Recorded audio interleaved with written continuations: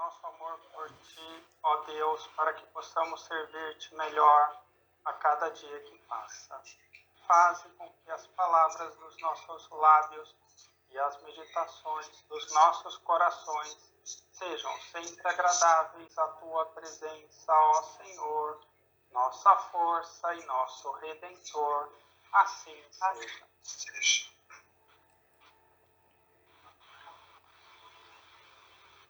Início da 5ª reunião virtual dominical de estudos sobre a filosofia Rosa Cruz.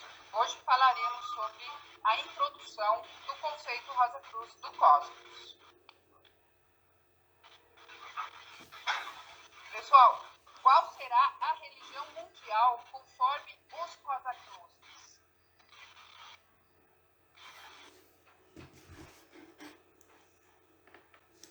Ninguém tem uma ideia? Religião é o cristianismo, né? Cristianismo esotérico, aqui está escrito, será a religião mundial. Cristianismo mundial. É religião do religião do Pai, né? Nem o judaísmo e nem o cristianismo secular. Judaísmo. Cristianismo esotérico, certo? Tá. Jaoísmo. Jaoísmo, né? Olha, conforme a introdução, Max Handel diz que Buda pode ser a luz da Ásia, mas Cristo será a luz do mundo. Certo? Então, assim como o Sol ofusca a luz dos mais brilhantes estrelas nos céus e dissipa todo vestígio de trevas, iluminando e vivificando todos os seres, assim, em um futuro não muito distante, a verdadeira religião de Cristo há de superar e anular todas as outras religiões, para o eterno benefício da humanidade. Certo? Então, existe agora um abismo entre a mente e o coração. Né? E esse abismo ele se torna cada vez maior e mais profundo na atualidade. Né? A mente ela está buscando com ansiedade e se satisfaz apenas com explicações materialmente demonstráveis acerca do ser humano e demais seres do mundo fenomenal. Enquanto que o coração, ele sente intuitivamente que algo de maior existe e anela por aquilo que pressente como verdade de ordem tão elevada que só pode ser compreendido pela mente. E é necessário que seja assim? Será que não se pode ajudar mutuamente, tornarem-se mais eficientes na investigação da verdade universal? Então, é para responder? Desculpa. Podemos sim, voltemos lá. Então, isso é um pouco do que a gente estudou, inclusive, né, quando a gente fala lá na capa da união do coração e da mente. Enquanto a gente não fizer esta união, o nosso olhar vai estar, não vai estar completo, né? Então, o coração e a mente, sim, se ajudam mutuamente, né? Exatamente. Que essa é a pergunta, né? Qual que é o objetivo desse livro? Porque Max Handel, ele diz, então, nessa introdução, ele fala qual que é o objetivo desse livro. O que vocês acham que, então, é o objetivo desse livro? Bom, são os ensinamentos que estão sendo dados para que a gente consiga fazer essa ligação de mente e coração. Então, todos os exercícios que a gente aprende, todas as leituras, elas levam a gente a não ser só racional, mas pensar e também levar em conta a intuição, né? Então, o objetivo do livro é a nossa iniciação. Quando a gente conseguir as iniciações e conseguir a nossa evolução ao ponto de juntar mente e coração, a gente vai estar num outro estágio. O objetivo é iluminar, levar luz no coração e amor nos nossos pensamentos, iluminar os nossos pensamentos, a nossa mente. Eu acho que em Exatamente. termos mundanos seria também ser mais empático e pensar mais no outro, que essa é a questão muito do serviço amoroso desinteressado, que se você está sendo empático, está pensando no outro e não em você, ao contrário de ser egoísta. Eu acho que também seria o maior objetivo da evolução de todo mundo. Pensar com o coração e sentir com o cérebro, né? É. Sentir com a mente. Cérebro não se Sentir com a sente. Exatamente. Cérebro é um mero instrumento. É a mente que é o negócio. É a mente, desculpa. É por isso que essa simbologia que a Ellen trouxe ficou claro, né?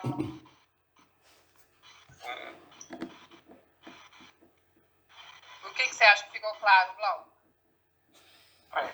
Tá aí o Sol, né, que é a mente, e o coração, né? Cabeça, coração. Mostrar como e onde a mente, ajudada pela intuição do coração, pode penetrar nos mistérios do ser muito mais profundamente que cada um poderia fazê-lo por si só. Então é isso que é o objetivo que Max Handel diz que é o objetivo desse livro. Também mostrar como o coração, unido à mente, pode ser defendido do erro e como cada um tem plena liberdade de ação sem se violentarem mutuamente, mas ambos satisfazendo as suas aspirações. Certo? Eli, tem uma frase que fala que o conhecimento intelectual é um meio para chegar ao fim. Não é o fim em si mesmo, né? Eu acho legal também. É, né? Isso aí. Gente, eu acho que o coração se manifesta, entre aspas, assim, com sabedoria, através da intuição. Aí ajuda. Mas a mente, quando ela também pode cair no erro, ela se defende, o coração também, muitas vezes a gente pela emoção, pelo coração, pode... E a mente se manifesta pela lógica, pela análise. Eu não sei se vocês já ouviram. Sim. Isso. Então vamos continuando aqui. Existe então a pergunta de onde nós viemos, por que estamos aqui e para onde vamos, né? Porque, como Max Handel diz, a vida veio, não sabemos de onde, passa o invisível além, e então com tristeza nós nos indagamos, né? De onde veio? Por que esteve aqui? Para onde foi? Eu acho que essas são as 3 principais perguntas de toda a humanidade, né? E eu quero acrescentar uma coisa aí. Como já passamos no conceito por N vezes, eu queria que a gente respondesse de onde nós viemos, por que estamos aqui e para onde vamos. Quem é que se habilita a responder essas 3 perguntinhas? De Deus viemos.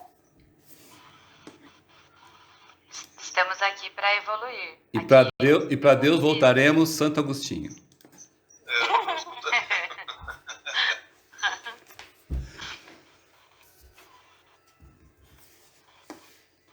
E Acho que aí? para onde vamos Olha, nós vamos voltar enquanto a gente tiver que evoluir aqui.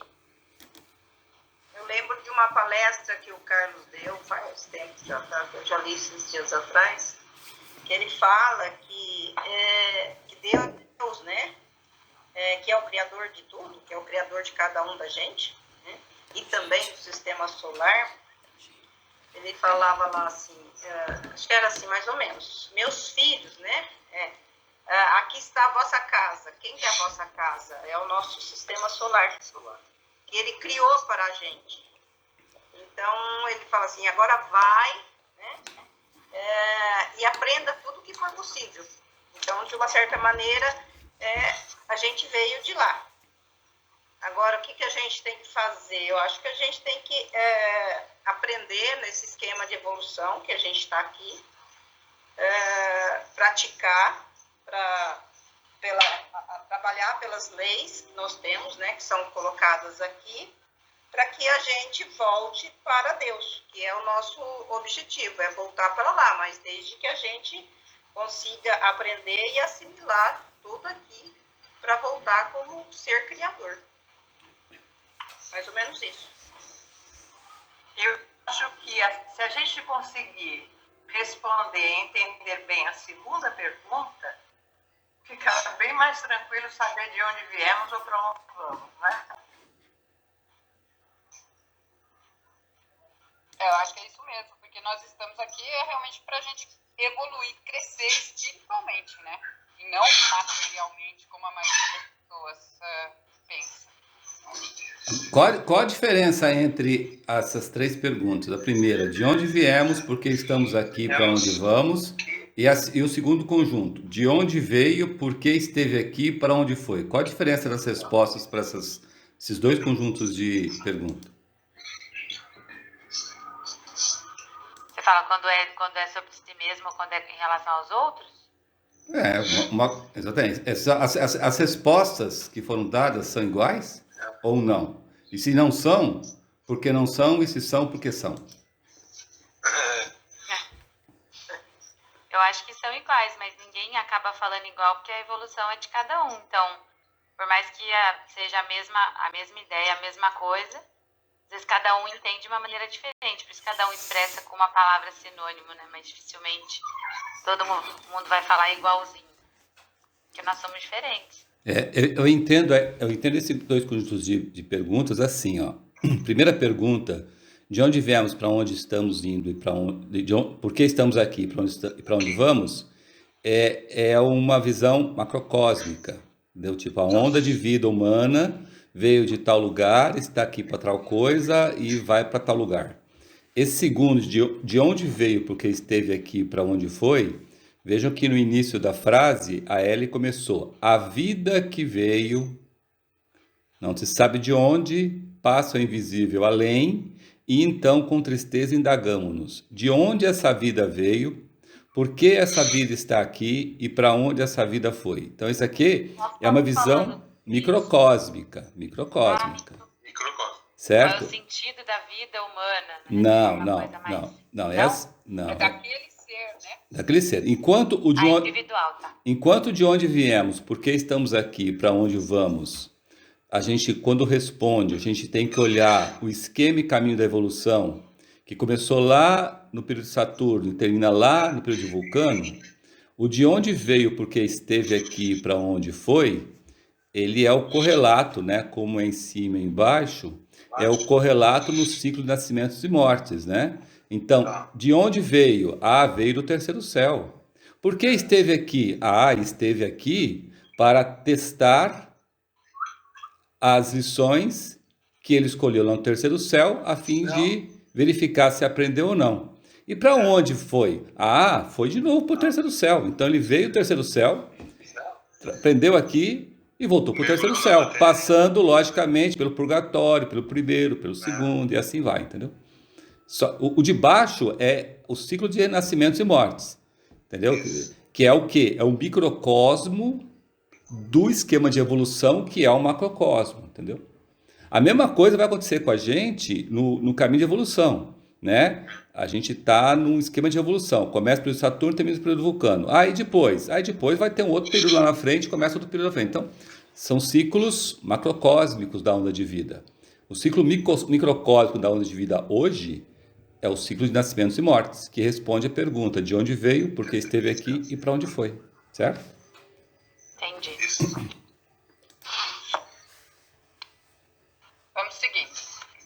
Então, Max Heidel também diz que todos, sem exceção, podem tornar-se aptos para obter informações diretas e definidas sobre o assunto. Quer dizer, para responder essas perguntas, ele diz que todos, sem exceção, quer dizer, qualquer um pode conseguir essas informações diretas. Certo? Certo. Então, com isso, a gente chega à conclusão de que não há favoritismos e nem se requer dons especiais para chegar nesse conhecimento. Mas existe um mas, né? Um mas que ele mesmo diz lá na introdução que tem que ser escrito com letras maiúsculas, certo? Essa faculdade está latente na maioria das pessoas. Quer dizer, então, a grande maioria das pessoas tem essas faculdades latentes.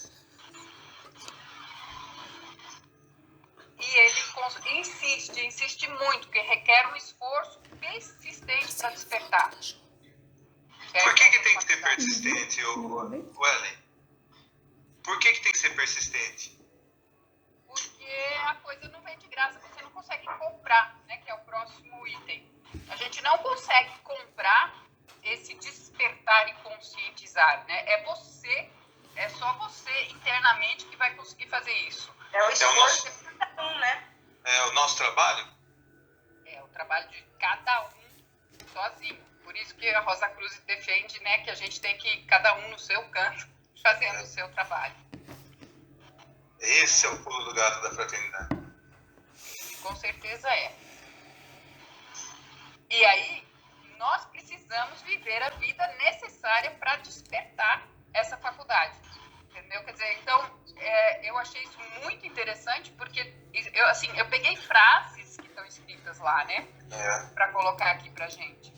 E realmente está escrito desse jeito, ó. Não adianta você querer comprar, né? E que você tem que viver a vida necessária para despertá-la. Não adianta você virar um monge e ficar rezando lá, escondido, não sei aonde, porque daí você não está vivendo a vida. Né? Alguém quer complementar isso aqui?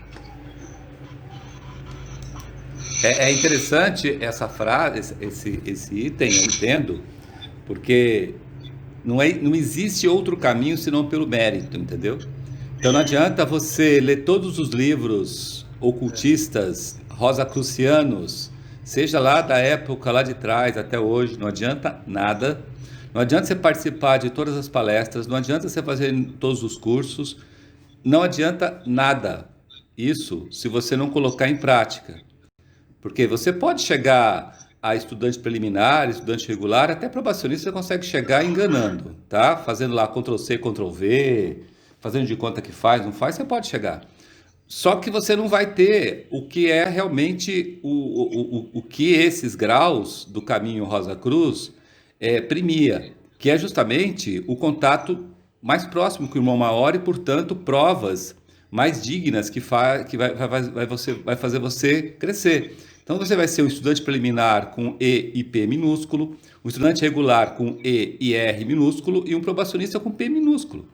Agora, a garantia disso é que jamais, você caminhando assim, jamais você chegará a ser discípulo. Nunca você vai conseguir ser discípulo.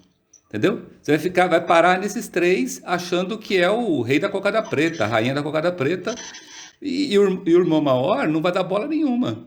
Entendeu? Por quê? Porque você não fez o que tinha que fazer, que é o quê? Botar em prática, experimentar, acreditar, ter fé, entendeu? Então, por isso que ele fala, não há favoritismo, e não há mesmo. O cara pode ser riquíssimo, pode ser o cara que tem a maior intuição do mundo ou o cara que é o melhor intelectual do mundo. Não vai conseguir. Aí, logicamente, como a maioria das pessoas faz, bota a culpa no método. Não, essa fé da Rosa Cruz aí não funciona, é muito lerda, isso aí não funciona. Se você olhar para os irmãos maiores, eles estão dando de ombro, assim, tipo, pode pensar nisso. Você pode pensar nisso, mas discípulo você não chega. Ô Carlos, quando você está no terceiro céu, você passa por todos os estágios, renasce aqui para experimentar aquilo que você se propôs fazer lá. Não tem uma correlação com isso também, né? Se você fizer tudo, se propor a parte da fraternidade, o que é preconizado, se você não colocar em prática, você não vai a lugar nenhum. Tal como na vida, se você não fizer aquilo que foi no terceiro céu, você vai ter que esperar uma outra vez para tentar ver se aquilo lá que foi proposto para você dá certo ou não. Exatamente. Tem essa correlação, né? Sim, é como repetir de ano, né? Você vai repetir de ano. Mesma coisa.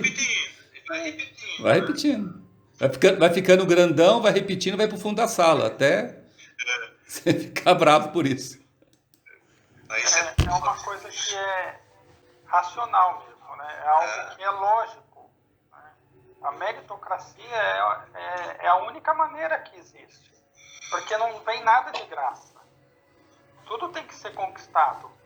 E é conquistado por conta própria. Se você quer conquistar alguma coisa, você tem que lutar para isso. né? Não é o outro que vai fazer por você. É algo um tanto lógico. Infelizmente, nem sempre se é enxergado dessa maneira. Hoje em dia está muito na moda falar que na Matrix, né? O cara fala assim, a partir de agora é você piloto de helicóptero. Ele abaixa o software e vira piloto de helicóptero. Agora daqui para frente é você iniciado. Ele abaixa o software e vira iniciado. Não teve o trabalho, não tem consistência. Não tem substância, né? Que o caipira fala. Isso. Realmente, assim, o conceito continua, nessa introdução, o Max Endel continua dizendo assim, para você se tornar um relojoeiro, acho que a coisa mais normal do mundo é aprender passo a passo e fazer tudo. Para você tocar piano, você acha que a coisa mais normal do mundo ir aos pouquinhos e estudando, para você se tornar um pianista. Agora, quando se fala de assuntos espirituais ou coisa assim, todo mundo acha que todo mundo sabe, né? Isso aí é Eu acho. para se dedicar, né? Para conhecer ou para aprender. É isso que continua o texto, assim, nesse sentido, né? Isso comparando a parte material com a parte espiritual. Tem uma coisa que é comum a todos, né? Desculpa, Luiz, pode falar. Não. Tem uma coisa que é muito comum a todos, que o seu Max vai falar, é você ter uma letra bonita. Olha quantas décadas é necessário você ir praticando até você fazer aquela letra bonita, aquela coisa que agrada aos olhos, né? Mas vai pensar quando você começou lá, quando você era criancinha, era um garrancho que não tem tamanho. Olha quanto tempo precisou treinar uma coisa simples, que demanda um controle muito grande. Imagina esse outro tipo de assunto aqui. Exatamente. É um exemplo, né? Isso. Que ele dá. Então vamos lá. O ser humano que se conscientiza de sua ignorância deu um primeiro passo na direção do conhecimento.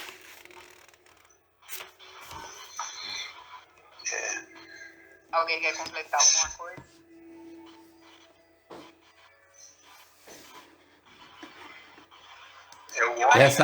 Essa é a parte mais difícil de qualquer um, seja estudante ou não estudante, admitir. Essa é a parte mais difícil. Eu vejo assim, a pessoa mal começou um curso de preliminar, um estudante preliminar, ou está lá fazendo curso de filosofia suplementar e já quer dar palestra, e já acha que dá palestra, já conversa como se fosse o letrado, entendeu? Eu vejo pessoas que fizeram um curso de astrologia porcaria na Rosa Cruz, porcaria, e se mete a dar palestra ou se mete a interpretar tema, ou pior, a interpretar aspectos. Então, essa parte, para mim, uma das frases mais contundentes do Max Endel, uma das frases é essa, né? A pessoa que se conscientiza da sua ignorância deu o primeiro passo na direção do conhecimento. Se ela não se conscientiza da ignorância, ela não conhecerá. Ela ficará na ilusão de achar que sabe, entendeu? E aí, logicamente, existem sempre as pessoas baba-ovo, as pessoas que, né, chega e tal, não sei o quê, tal, né? E por quê? E por que existem essas pessoas? Porque sempre existem as pessoas que é assim, né? Aquelas pessoas que quer ficar boazinha com todo mundo. Já viram essas pessoas? Não, é aquela pessoa que nunca, ela sempre está sorrindo. Ela nunca se dispõe com ninguém. É o bonzinho, sabe? É aquilo que o Cristo falou, né? É o morto, sabe? A pessoa morna, né? Então, a pessoa que ela não sabe falar sim, não. Ela sempre pende para o meião. E sempre existem essas pessoas. Essas pessoas, elas iludem essas outras pessoas que são ignorantes, né? Então, a gente tem que entender que nós somos ignorantes. E que se a gente é ignorante, a gente está extremamente ávido a conhecer e pronto a conhecer. Então, estamos prontos a receber e pronto a dizer não. Não, esse aqui não vou escutar essa pessoa, ou não vou por aqui, ou não vou por ali. Entendeu? Porque eu sou ignorante, mas eu sei o que eu quero. E o que eu não quero é ser iludido, porque eu já sou iludido na minha vida. Pô, já sou iludido na minha vida, nesse mundinho aqui. Aí eu entro para uma escola, de preparação para continuar sendo iludido, não faz sentido, né, gente? Não faz sentido, né? Aí não deu certo. A engrenagem não engatou. Se me permite, eu queria dar uma concluída numa outra coisa que acho que complementa isso. Existe a arrogância da pessoa dizer que em pouco tempo se torna ótimo, mas existe a outra, que eu conheço muitas pessoas, eu creio que vocês também. Ela começa a estudar, por exemplo, os cursos da fraternidade, mas é muito brilhante, logo ela começa, eu não aceito isso, acho que aquilo não é assim, e eu acho que isso aqui é um absurdo. Em suma, ela é tão arrogante que ela não se dá tempo de ter assim a mente de uma criança, conhecer primeiro, entender primeiro para depois se posicionar. Eu acho que isso também é uma falta de consciência da ignorância, né? Então, Magali, mas a arrogância, ela é irmã da ignorância. O ignorante, por definição, ele é arrogante. É difícil você ter um ignorante que não seja arrogante, entendeu? É muito difícil você ter um ignorante que não é arrogante. Aliás, a arrogância, ele é ignorante pela arrogância que ele se predispõe, entendeu? Não tem como separar as duas coisas, é difícil, né? Eu queria falar também um pouquinho que um exemplo bem claro que a gente tem é que a gente já está nesse grupo há um bom tempo e a gente já leu o conceito várias vezes, né? E o que a gente sabe é que nunca o nosso aprendizado vai estar completo, ele vai estar em evolução, né? E a gente ter esta consciência também ajuda, evita da gente achar assim, eu já sei tudo e eu não preciso mais estudar, né? Aí vem a questão da persistência, porque nós mesmos, cada vez que a gente já falou isso N vezes, cada vez que a gente lê o mesmo capítulo, depois de um ano e pouco, a gente vê coisas que a gente diz, nossa, parece que eu nunca li isso, né? Então, essa ignorância, ela faz parte do processo de aprendizado e de evolução. Se a gente acha que já sabe tudo, o copo já está cheio e só vai transbordar. Sabe um exemplo que é legal de tudo isso que vocês comentaram? Se a gente tem como objetivo, só como exemplo, tá? Encontrar a cruz que fica lá em cima no topo da igreja, a gente tem que percorrer um caminho, certo? Se você conseguir imaginar que para subir e chegar naquele caminho, você vai ter inúmeros degraus até chegar no topo, e esse caminho, cada degrau que você subir, você vai ter observações para fazer, né? Que esse exemplo que a Rê deu, você passa no livro diversas vezes. No seu caminho, você pode passar por ele por diversas vezes. E inúmeras vezes, as coisas mais óbvias, você vai até verificar no primeiro momento. Numa outra passagem, você vai ver outra coisa, e assim sucessivamente.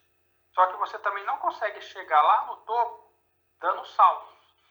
Você não consegue sair lá de baixo e chegar lá rapidamente. Como que alguém vai querer dar uma palestra se não começou lá de baixo de maneira humilde, de maneira que consiga passar a informação que precisa ser passada?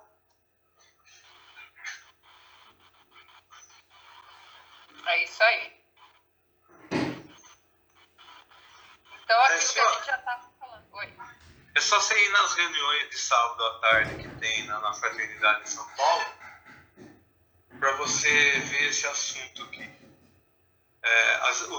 Os exemplos sobre isso daqui. Uma pessoa de 45, 50 anos que começa a estudar assuntos referentes ao budismo ou fazer algum curso da fraternidade, ele se conscientizar que ele é ignorante é difícil. O cara, ele reluta quanto pode, porque ele vai tentar se agarrar em alguma coisa de conteúdo que ele tem lá dentro, né?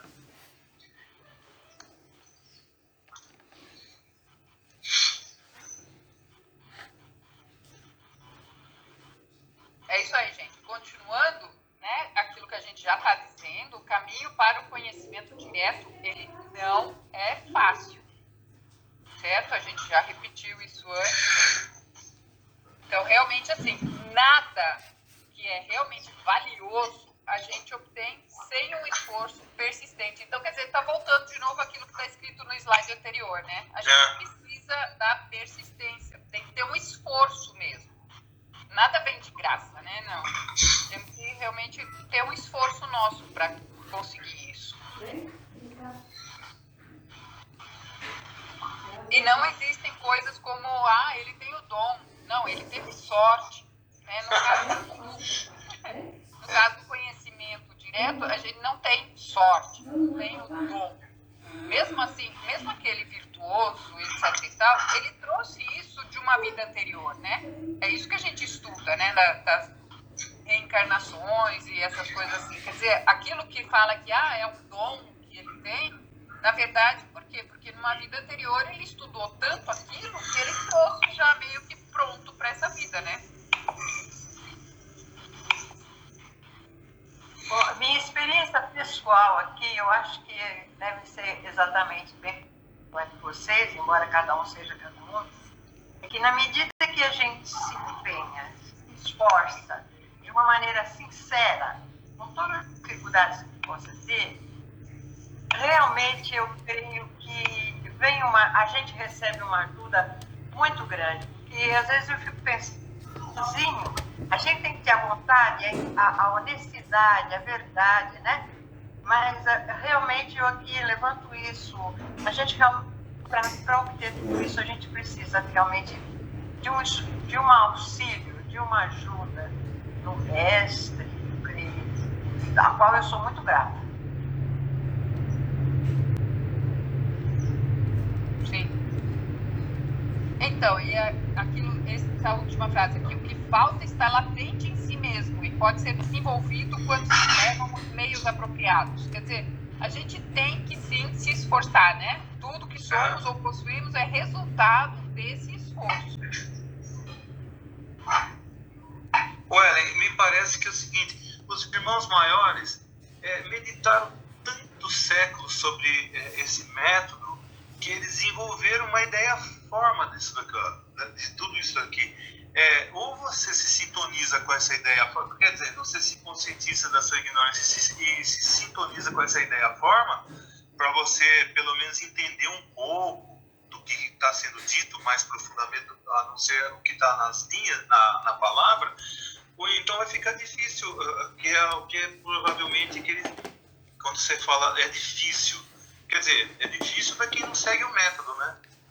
De você ir lá e procurar o que é o conhecimento que os irmãos maiores, durante séculos e séculos, ficaram meditando sobre esse assunto, essa técnica, esses exercícios, como que é ver o mundo da forma que eles preconizam. Se você fizer isso, você está um pouquinho mais fácil.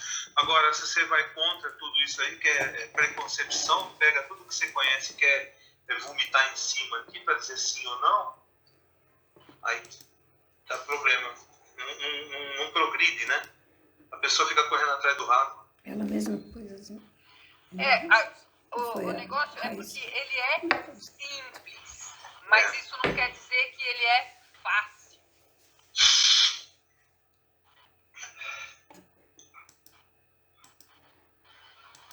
Mais alguém quer complementar alguma coisa?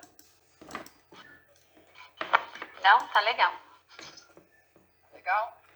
Então, Macedo ele coloca nessa introdução que ele fala assim, vamos exemplificar isso com uma história, né?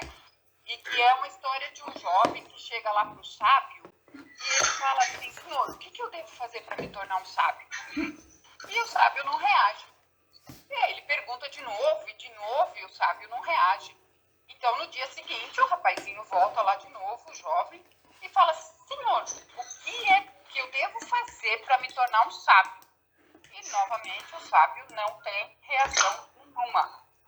Então, pelo terceiro dia seguido, o jovem vem lá de novo e ele pergunta, senhor, o que eu devo fazer para me tornar um sábio? Então, o sábio, ele vai e se dirige para um rio, para um lago ali perto, próximo, e ele chama o rapaz, então, para entrar na água. água junto com ele. E nesse momento, o sábio afunda a cabeça do rapaz com todas as forças, né? E segura o rapaz embaixo d'água por um tempo que ele achou, né, considerou razoável. Quando o rapaz saiu da água, desesperado, respirando, ele pergunta: então, quando você estava lá embaixo d'água, o que é que você mais pensava? E o rapaz responde: ar. Eu só pensava em ar. Mas você não pensou em riquezas, não pensou em poder, não pensou em amor, não pensou em outra coisa? Não, senhor, não, senhor. A única coisa que eu queria era ar. Então, o dia que você desejar o conhecimento, tanto quanto você desejava esse ar, então, nesse momento, você poderá ser um sábio, né? Então, aí Max Rendel diz que esse é o primeiro e fundamental requisito de todo aspirante ao conhecimento oculto. Deve possuir um desejo firme, uma sede abrasadora de conhecimento e um entusiasmo insuperável para conquistá-lo. No entanto, o motivo supremo para a busca desse conhecimento oculto deve ser um desejo ardente de beneficiar a humanidade, esquecendo-se inteiramente de si mesmo, a fim de trabalhar para os outros. Então é aquilo, né? Jesus estava no deserto e ele estava com fome, e aí o diabo chegou para tentá-lo, né? Vai, transforma essa pedra no pão. E ele simplesmente se recusou. Por quê? Porque nós não podemos usar esse conhecimento em favor próprio. Alguém quer complementar alguma coisa?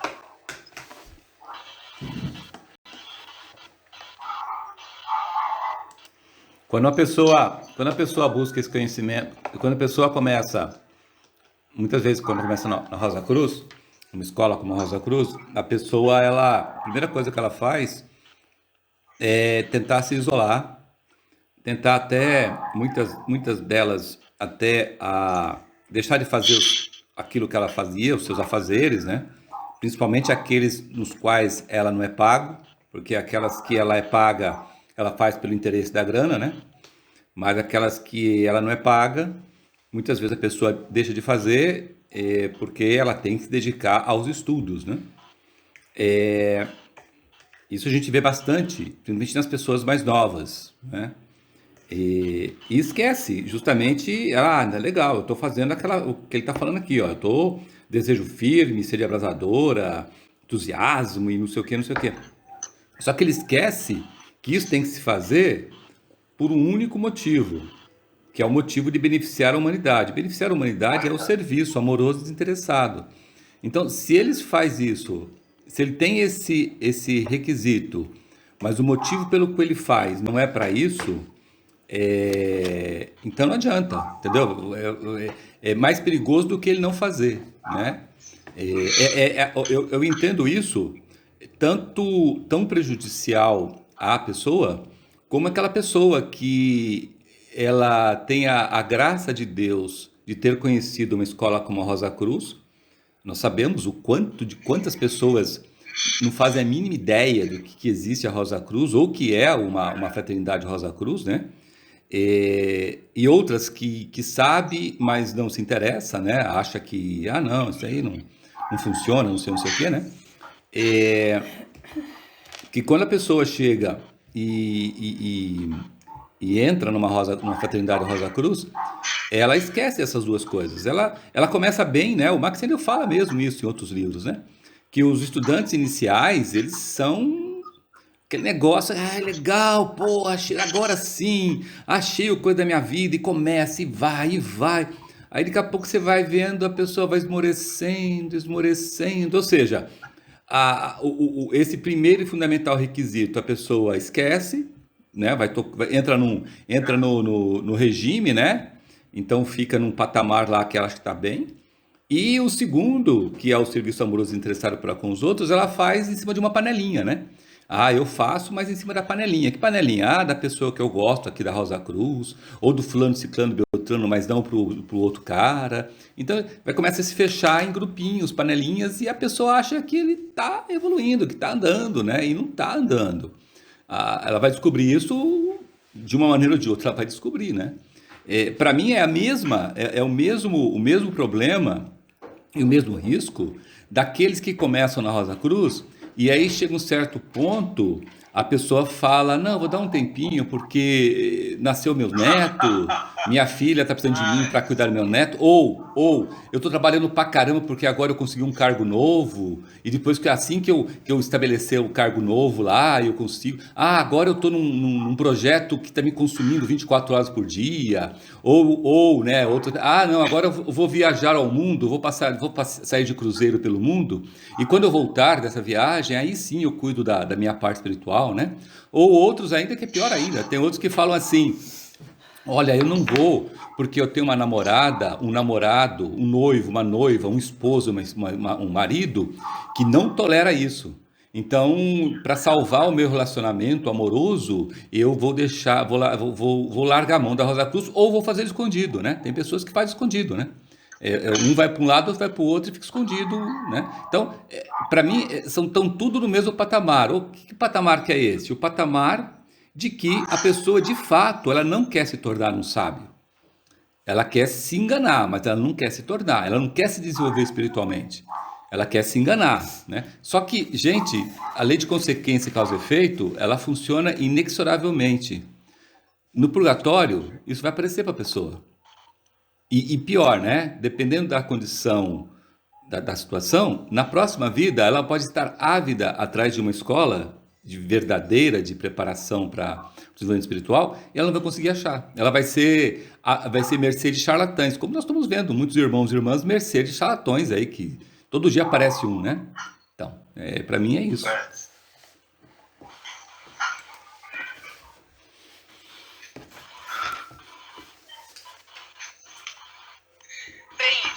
A não ser por essa motivação, o estudo do ocultismo, ele é perigoso, né? Porque você pode também ir para magia negra ou alguma coisa assim, né? Ele começa os perigos da vida. Ô, Ellen,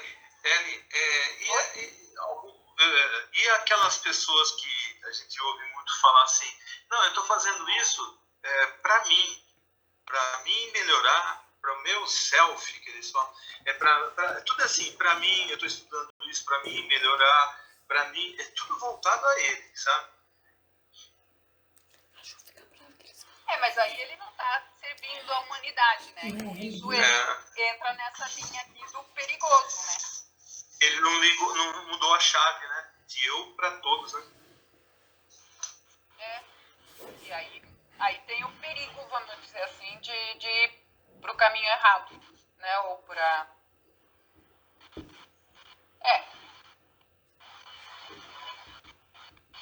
No livro também diz que existe um outro pré-requisito para um aspirante ao conhecimento direto, tá? Que é o estudo do ocultismo indiretamente. Então, assim, ele deixa bem claro que ninguém precisa se desesperar se ele não conseguiu desenvolver ainda os poderes ocultos, né? Para adquirir o conhecimento direto. Então, digamos assim, que nem aquele livro lá do Hertz, que eu estava lendo o primeiro capítulo, aí chega uma hora que ele fala assim que, como ele não consegue ver na memória da natureza, então ele simplesmente está transmitindo aquilo que ele estudou, que os outros estão falando, né? Porque ele mesmo ainda não é capaz de pesquisar na memória da natureza. Então eu vou dizer que eu também não sou capaz ainda de pesquisar diretamente na memória da natureza, mas eu posso conhecer os mundos suprafísicos, né? Se eu estiver habilitado, eu posso visitá-los, mas se não, eu posso estudar esse livro, por exemplo, do conceito Rosa Cruz do Cosmos, né? Porque daí a gente segue o que os outros estudam, o que os outros já capacitados contam como resultado de suas investigações. Quer dizer, não acreditar em charlatões, né? Mas sim em pessoas que você tem certeza que são capacitados, né? Aí nesse daí eu acrescento uma coisa bem interessante, né? Que o Max Handel fala aqui. Não aqui, mas ele fala em outra parte. Que é a questão de você humildemente, né, usar a sua capacidade de humildade, se é que a pessoa tem alguma, né? Se ela tiver, ótimo, mas se não tiver, é difícil. Mas se ela tiver, um pouquinho de humildade que ela usa para aceitar como verdade provável aquilo que ela está lendo e se capacitar para provar aquela verdade por si mesmo, entendeu? Então, agora, como é que você fala assim, pô, como é que eu vou acreditar no negócio que ele está falando aqui? Como eu vou acreditar que isso aqui é uma verdade provável, né? Como é que eu vou acreditar nele? Não, você não está acreditando no Max Handel. Max Handel, inclusive, fala isso, não é para acreditar em mim, eu não sou guru, instrutor, eu não sou o dono da verdade, né? Mas confie nos irmãos maiores, né? Confie em seres humanos que já aprenderam tudo o que tinha que aprender nesse período terrestre, né? Confie neles e dê chance a eles mostrar para vocês o que de fato é a verdade. Agora, para fazer isso, eles não vão descer ao seu nível. Você que tem que subir ao nível deles. Isso é a coisa mais difícil de um ser humano entender. A santidade, ela não desce até você. Você sobe até ela, porque agora você tem um caminho de subida. Antes do Cristo, a santidade tinha que descer até você, porque o caminho até a santidade era aberto para poucos. Então, por mais que você quisesse, se você não fosse um desses poucos, você não alcançaria a santidade. A partir do momento que o Cristo rasgou o véu do templo, a santidade, o caminho para a santidade está escancarado para você percorrer. Então, você tem que subir a ela, né? Então, quando você aceita as verdades como prováveis, você está dizendo o seguinte, legal, eu vou dar uma chance para mim mesmo. Eu vou aceitar como verdade provável e vou me esforçar até onde eu puder, até onde eu escolhi no terceiro céu, porque eu escolhi no terceiro céu. Até onde eu escolhi no terceiro céu, me esforçarei para tentar provar a mim mesmo que aquela verdade é real. Não é apenas linhas de um livro aqui que foram colocados, né? Agora, isso parte da pessoa. Não é o irmão maior que vai te pegar pela mão, nem o Max Handel, nem o instrutor, nem o auxiliar invisível, não. É você que tem que chegar aí atrás. Como o Cristo falou, né? Tome o reino dos céus por assalto. Então não é você chegar e esperar, dá licença, posso conversar com você, um minutinho aqui no particular. Isso não existe mais. Isso existe numa escola oriental, né? Uma escola que tem instrutor, tem guru, que tenha tal. Não, você tem que chegar e tomar por assalto, ou seja, usar toda a sua força de vontade, sua humildade, para saber até onde você escolheu vir no terceiro céu, né? Muitos de nós escolheram no terceiro céu chegar até discípulo, né? E aí, quando chega aqui, termina essa vida sendo um probacionista de P minúsculo ou, quiçá, até uma pessoa que já abandonou a Escola Rosa Cruz e pragueja contra ela, falando que é uma coisa do demônio, do não sei o que, não sei o que. E não admite isso. Vai admitir isso, logicamente, no purgatório, né? O purgatório lá, e depois no primeiro céu, é que você, com a consciência expandida, como o Max Handel fala, né? É que você vai sacando as coisas que você prometeu no terceiro céu e não cumpriu. Mas aí já foi, né, gente? Aí é só a próxima vida. Por mais arrependimento que você tenha, acabou, né? Mas isso é importantíssimo, né? Que você aceite isso como verdade provável. E aí o Max Handel fala, olha, para não ser assim algo dogmático, né? Que você aceite por aceite, né? Tipo assim, mas por que é assim? É assim porque o Max Handel falou, é assim porque o irmão maior falou. Aí ele dá uma dica, use a lógica, a sua lógica. Use a sua lógica, a lógica racional. Se isso tem uma lógica, tipo assim, pode ser, né? O que ele está falando aqui faz sentido, pode ser, se encaixa, é uma coisa que tem começo, meio e fim, né? É uma coisa que não tem nada escondido, né? Ele está falando uma coisa aqui, mas ele pulou um negócio aqui que não existe. Não, existe, olha que você vai enxergar. É aquilo negócio que a Regiane falou, né? Quantas e quantas vezes a gente já passou pelo conceito, e toda vez que a gente lê o conceito, alguma coisa nova, você olha assim, para caramba, eu já li esse negócio aqui, não tinha visto isso. A própria Ellen falou aí com o audiobook que ela gravou, ela falou assim, olha, nunca pensei que ia aprender tanto lendo o conceito do jeito que eu li para o audiobook. Por quê? Pela humildade, porque usou a lógica, porque aceitou como verdade provável lá na frente, ela está sendo aos poucos provada aqui, né? Lá atrás, aceitou como provável. Insistiu, repetiu, discutiu, essas verdades começam a ser provadas, não é verdade? Sem a necessidade de você, fui levado às alturas pelo Avatar, pelo não sei quem, pelos senhores de Urano, pelos senhores de Netuno, pelos senhores... Que não existe isso, gente. Isso não é assim. O Cristo, se existisse, o primeiro a levar o Cristo, ou mandava os seus discípulos levarem, entendeu? É algo assim muito ingênuo, muito primitivo, né, para um ser humano que advoga-se ser um estudante ocultista, né? Não tem lógica, entendeu? De novo, usando a lógica, não tem lógica um negócio desse, né?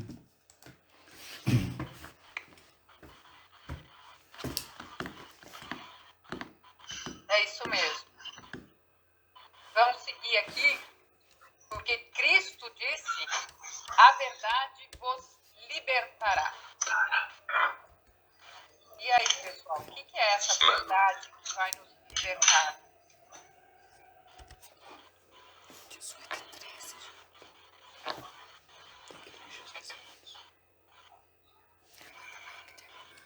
Baseado no que você expôs, essa verdade não está fora, está dentro de nós. Pelo menos eu acho que é bem essa coisa que o Carlos acabou de falar, né? Que é a sua lógica. A sua. Aquilo que é didático para você, né?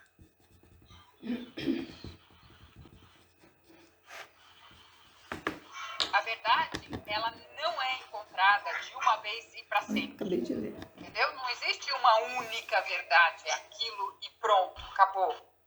Entendeu? A verdade, ela é eterna. E eterna deve ser a sua busca. Nós devemos eternamente ficar buscando a verdade. Porque a verdade de hoje pode não ser a verdade de amanhã para você. Né?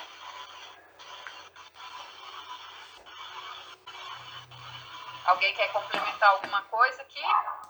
Então, mas de fato, assim, sem rodeios, o que vocês entendem com a verdade vos libertará?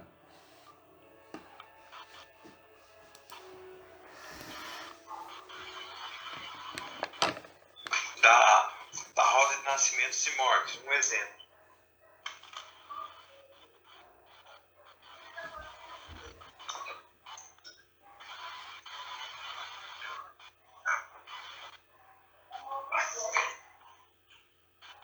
A verdade como o que cada um de nós tem que descobrir ao longo da sua própria evolução.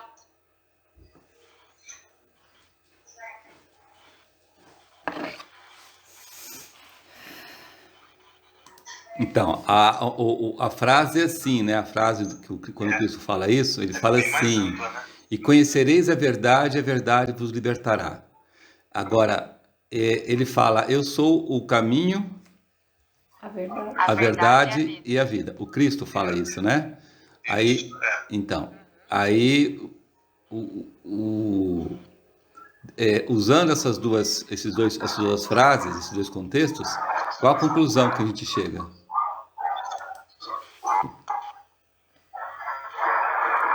E o Cristo é a nossa verdade, é o nosso caminho. Sim, que através do Cristo você conhece a verdade, porque se ele é a verdade, né? Agora, se ele é a verdade, o caminho é a vida, e ele fala que a verdade se libertará, então deduz aí por lógica, né? Lógica booleana, inclusive a lógica é uma lógica básica booleana, né? Se deduz o seguinte, que por meio do Cristo você conhece a verdade. Agora, o que é isso por meio do Cristo? O que é por meio do Cristo? Não é através do Cristo, tá? É por meio do Cristo. Tem uma diferença muito grande através e por meio, né? Através é passar pelo Cristo. Você ia passar, dar tchauzinho para ele e falar, passei pelo Cristo, né? Que nem fala de um espírito que passa por uma parede. Exatamente, eu dou tchauzinho para eles, né? Beleza, não é? Por meio dele. O que significa para vocês? Significa, quando você fala por meio do Cristo, o que significa para vocês Eu isso? acho que a gente através do Cristo, está procurando o caminho é longo, mas quando a gente chegar nessa verdade, nossa, não haverá mais nada. A realidade da vida, da eternidade, dos planos de Deus, do meu Deus. A verdade é a coisa mais completa, mas mais, talvez, perfeita que existe. A nós cabe apenas continuar buscando, né? Mas seriam assim, pensar como Cristo fez. Então, parece simples, mas é muito difícil, né? Não sei, pra mim Olha, é uma coisa que a gente fala muito como se fosse fácil, eu entendo, mas se fosse tão fácil a gente não cairia tantas vezes em tantas coisas que acontecem. eu entendo uma forma. Cada um de nós parece que vê a verdade com o seu olhar, não é? Quem de nós consegue assim, ver a verdade real, verdadeira? A gente a vê, a procura com o olhar do cada um.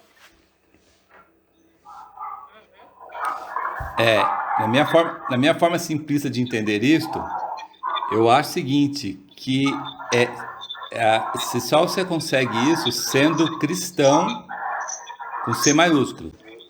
Ser cristão, tá? Então, o ser cristão é aquela, basicamente, né, e primitivamente, é aquela pessoa que ela abraça a religião cristã.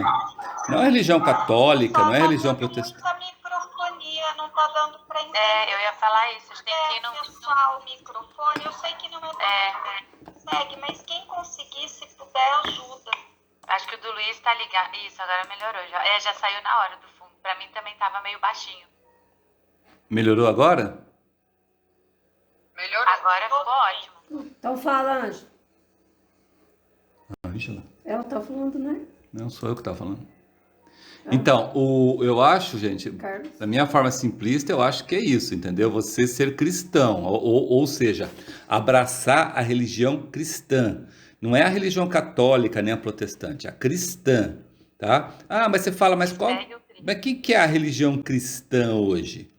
Tipo assim, se você fala que vai praticar a religião cristã, como o Maxiandro sugere, o que vocês entendem que é praticar a religião cristã como a Fraternidade Rosa Cruz preconiza? O que seria isso para vocês? Para mim é o modelo trazido por Cristo. Então, assim, nós saímos de um Antigo Testamento, onde era olho por olho, dente por dente, e fomos agora para a lei do amor. Então, nós estamos falando de seguir esses novos ensinamentos, na minha forma de ver. Então, é a importância de você ler o Evangelho, você ler realmente a Bíblia, mesmo que você não entenda muita coisa que você poderia entender numa primeira leitura. Mas eu acho que primeiro de tudo, a importância de você não só falar assim, vou pôr em prática, mas também conhecer. Porque se você não conhece, muitas vezes não lê, ou não relê, como a gente fala da própria releitura do conceito, como é importante, você não vai conseguir pôr em prática, porque você não vai muitas vezes nem lembrar do que está escrito, das próprias parábolas ou dos exemplos. E não sei, para mim, uma coisa que eu estava até conversando com o Pedro, que tinha sido do evangelho da semana passada, né, como é que eu esqueci o nome porque a gente lê em francês, mas da mulher da Canaã, a gente fala? Isso, Cananéia? de Cananéia. Canané. Isso. Porque o Cristo, a gente estava falando isso, assim, que eles também colocam uma leitura dos próprios padres daqui, então às vezes a gente gosta de ler do Brasil e daqui para ver modos de pensar diferentes, mas ele coloca interessante que o Cristo, ele não foi e já acolheu a mulher, ele pôs uma prova para aquela mulher. Então, primeiro ele falou, olha, eu não vim aqui para, digamos, né, que ele fala, para ajudar e salvar a todos, mas eu vim para a raça de Israel, para os escolhidos do povo de Israel. E aí você vê que não é que ele está falando que ele não veio para ajudar quem não fosse o povo de Israel. Mas em seguida a mulher fala, não tem problema, as migalhas para mim são suficientes. E aí no meu entendimento ela conseguiu passar por aquela lição. Porque ela não virou e falou assim, então, desculpa, putz, né, que pena, não nasci do povo de Israel, né, quem sabe, que pena, sabe assim, ela não achou uma desculpa. Ela falou, não tem problema, se eu não sou digna de sentar ao seu lado, de te seguir, fisicamente falando, então as migalhas que caírem da sua mesa, eu vou pegá-las e para mim isso é suficiente. Então eu acho que é um nível de humildade que a gente muitas vezes não tem. E para mim foi isso que eu entendi como lição do Evangelho. Eu estava falando com o Pedro, muitas vezes você não achar uma desculpa para as coisas, né? Você fala o que apareceu ali como oportunidade, é isso que eu vou aprender. Aquela é a lição que eu tenho. Tanto faz se eu, entre aspas, né, sou da raça escolhida ou não, se eu cresci dentro daquela igreja ou não, se eu cresci lendo a Bíblia ou não, eu acho que é a mesma coisa para Rosa Cruz. Se a pessoa entrou agora ou a pessoa está há 20 anos, como cada um evolui de uma maneira diferente, está num grau de evolução diferente, você ter essa humildade, essa coragem de admitir a sua ignorância e que você está dedicando ali para o Cristo, para o caminho do Cristo, né? A fé inabalável que a mulher teve, para mim é isso, assim. Olha, eu acho... Pode falar, Magali. Julia, eu acho... Alô? Está me ouvindo? Então, para mim, uma coisa... Lindo isso que você nos comentou. Agora, para mim, assim, uma coisa que fica mais... antes de Cristo, depois de Cristo, é que antes era olho por olho, como já foi dito. Depois passou a ser da face. A mudança aí é tão óbvia e a mim parece muito forte, muito... Talvez essa seja a grande diferença. Sim. Eu acho que acima, para mim, pelo menos, o que é o mais forte, se você for pegar do cristianismo, e que está no conceito, é a questão de você ver no outro o que você não consegue ver com os olhos físicos. Porque isso, para mim, é o amor do Cristo, né? A gente pode chamar de ver o Espírito Santo, ou o Cristo que está dentro de cada um de nós. Cada religião cristã vai falar de um jeito, mas é essa dificuldade de você não ver o que está por fora, mas a essência da pessoa. Isso, para mim, eu acho que é o mais difícil, mas é o mais, para mim, né, é o mais importante de todos os ensinamentos, porque você não julgar, você não se fechar, não virar a cara se uma situação, se você se deparou com uma situação. Porque o Cristo não virava a cara. E, ao mesmo tempo, ele não ficava declarando aos quatro ventos, né? Mas como o exemplo é o que dita mais, ele acabou ficando popular, entre aspas, sem buscar a popularidade. Em outras palavras, é assim, ó. A gente tem que praticar a religião cristã. Praticar a religião cristã é vivenciar essa religião. Tem que aprender essa religião. Essa religião a gente aprende por aquilo que os anjos destinos nos deram, que eles estão acima de todo erro, e eles nos deram uma coisa para a gente entender a religião cristã, chama Bíblia. Né? Eu falo isso porque a grande maioria dos estudantes Rosa Cruzes não estuda a Bíblia. A grande maioria não conhece a Bíblia. Né? Não conhece, não estuda, entendeu? E quando faz esse grupo de estudos para estudar a Bíblia, aparece 1 ou 2 ou 3 gatos pingados e depois daqui a pouco não aparece para ninguém. Né? Para mim é como se mesmo Max sendo... se a Bíblia fosse ignorante, com o perdão da palavra. É o que eu às vezes sinto. Sim, mas isso... Então, mas isso é natural quando a pessoa mistura intelectualidade com espiritualidade. Então, ela acha que por ser intelectual, ela não precisa da Bíblia. Como se a Bíblia está totalmente decepada, cruzada. Não está. Tá se a pessoa pegar uma Bíblia comercial por aí, mas tem muitas Bíblias muito boas. Então, essa verdade vos libertará, ou conhecer a verdade, passa pelo estudo da Bíblia. Não tem como você entender o Cristo, né, ou os ensinamentos dele, sem estudar profundamente a Bíblia.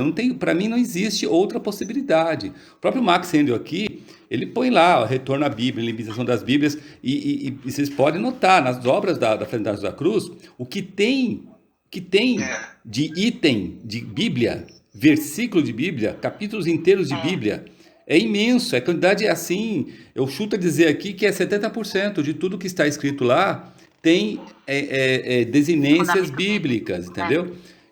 Então, para mim, conhecer a verdade ir atrás da verdade por meio da religião cristã, por meio do Cristo, passa por estudar a Bíblia. Se você não estuda a Bíblia, você fica perneta, você fica maneta nessa sua busca pelo conhecimento oculto. E até o Antigo Testamento, né? Não sei. A Bíblia inteira, gente. A Bíblia inteira. Se foi dado pelos anos destino, e se tem lá o Antigo Testamento, é porque serve pra gente o Antigo Testamento. Senão eles não poriam. Porque como você vai entender o que o Cristo critica se você não sabe o que veio antes? Por isso que a gente... Então, Ju, por isso que a gente usa a Bíblia de Jerusalém, porque se vocês notarem, a Bíblia de Jerusalém, do ladinho dela, quando todo o Novo Testamento, do ladinho tem lá, ó, Isaías, Ezequiel, e nos Crônicas, ou seja, para dizer o seguinte, que o Novo Testamento, que é o Cristo, ele veio para complementar e confirmar a lei que é a base do Velho Testamento. Ele não veio para substituir. Entendeu? Então, isso é muito claro para a gente, né? E agora, infelizmente, a grande maioria perde essa chance, né, gente? Perde a oportunidade, né? E eu não sei, assim, falando até da minha experiência aqui, porque talvez aqui seja o país mais ateu que eu já vivi. Então, aqui a gente percebe, a gente sente muito a diferença de viver no Brasil, com todas as dificuldades e todos os desafios, digamos assim, de viver no Brasil ou em outro país, mas no sentido religião, é muito engraçado, porque aqui você sente, como tem toda uma questão de uma perseguição religiosa implícita dentro da sociedade daqui, do Quebec especificamente, a gente fica pensando das pessoas que vivem em lugares em que a religião cristã, qualquer tipo de religião cristã, ainda é perseguido. E a gente fica se perguntando porque a diferença, porque no Brasil é super bem visto você falar que você é batizado cristão, independente da religião. E aqui é um tabu. E aí você, por questão de energia, a gente sente muito isso, né? Então, das pessoas verem quem está entrando na igreja, muita coisa que no Brasil passa batido, porque é normal. No Brasil tem muita imagem religiosa, aqui não tem nenhum lugar. E eu, pelo menos, comecei a reparar muito mais em todos os lugares que eu encontro uma cruz aqui do que eu reparava no Brasil. E a gente repara, a gente fala, será que ainda é um lugar cristão? Porque se perdeu tanto isso com o tempo aqui, né? Com a questão do Estado laico, tão forte, que a gente parece que você dá mais valor do que quando você tem em abundância como no Brasil. Né? Parece que são coisas meio bobas, assim, mas que pra gente no dia a dia é muito, muito palpável, sabe? A diferença da coisa. E de você identificar isso, porque é uma sociedade que se diz muito laica, e como se o correto, né? As pessoas iluminadas são as pessoas que já perceberam que não tem nada a ver ter uma religião, principalmente católica cristã, só que eles se dizem muito com um espírito de equipe, um espírito de sociedade, de coletivo, né? E o coletivo é o Cristo. Então, assim, a gente vê nesse sentido, só como da minha experiência, né? Que eu acho que é interessante compartilhar, como se qualquer pessoa estivesse em outro lugar também, mas a gente talvez dê mais valor, porque aqui é mais incomum, porque aqui é um tabu você falar que você usar alguma cruz, alguma coisa que represente, ou mesmo você falar sobre Deus, né? É muito mais tabu que aí no Brasil. Então, talvez a gente, quando você identifica um irmão cristão, muitas vezes um irmão cristão por uma atitude, talvez o sentimento de ligação, de fraternidade é muito mais forte, sabe? E ele pode ser de qualquer lugar. A gente tem muitos irmãos de países da África que a gente nunca, às vezes, nem ouviu falar, que quando falam e dão um exemplo de alguma coisa da vida da pessoa, é tão forte, sabe? Que a gente fala, nossa, no Brasil a gente se diz um país tão cristão e muitas vezes não vê esse tipo de exemplo. Mas é isso. É isso aí. Vamos continuar, porque aqui já são 6h30. Verdade. Né? A gente Eu sempre esqueci que é 1h. No horário. Então, o Max Heindel termina essa introdução dizendo que é o sincero desejo do autor que o estudo das páginas seguintes possa tornar as ideias dos estudantes mais completas e amplas do que eram antes. Quer dizer, então ele realmente, assim, ele está querendo complementar, né, o nosso conhecimento, as nossas ideias. certo? É. Com isso, então, a gente termina essa reunião de estudos, que foi sobre a introdução, que está no conceito Rosa Cruz de Cosmos, e só para nos lembrarmos dos pontos mais importantes para o nosso desenvolvimento espiritual pelo método Rosa Cruz. Então, que é a religião cristã, a importância do equilíbrio da mente e coração e o conceito da verdade. Até a próxima e vamos terminar com a oração Rosa Cruz, que preferencialmente deve ser feita por um homem.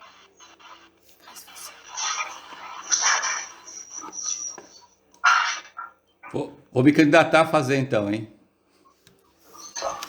Oração Rosa Cruz. Não te pedimos mais luz, ó Deus, senão olhos para ver a luz que já existe. Não te pedimos canções mais doces, senão ouvidos para ouvir as presentes melodias.